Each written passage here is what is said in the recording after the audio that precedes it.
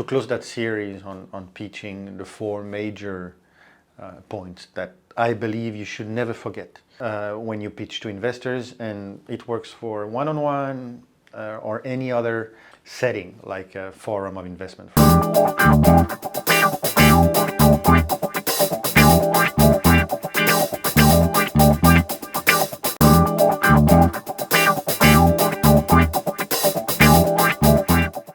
The first one is start strong, start with a hook, start with something that really catch the attention of your audience. Second, it's your opportunity, it's your time.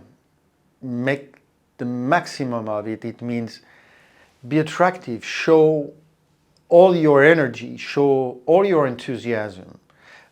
Because this will take you 5 minutes. Then before you may be terrible, and after you may be, lousy or whatever. But that moment is very important, and you want to have a wow effect versus all the other presentations that investors are seeing.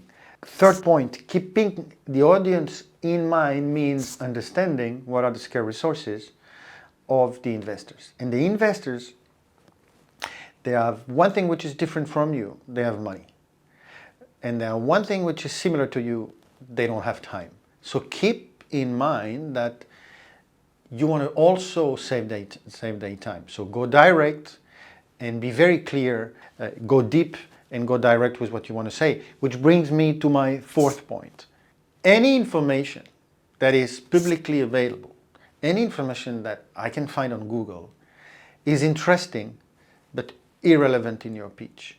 The information that you need to share is an information that you have because you are an expert, because you know more than I do in your field of expertise. It means that this is information from the operation. It's bottom-up information, top-down, macro information that will show us that there is a growing population in China. It's irrelevant, I can find it. Bring me something that I don't know. If you bring me something that I don't know, you do it in a timely manner. You do it attractively and through a genuine, compelling energy.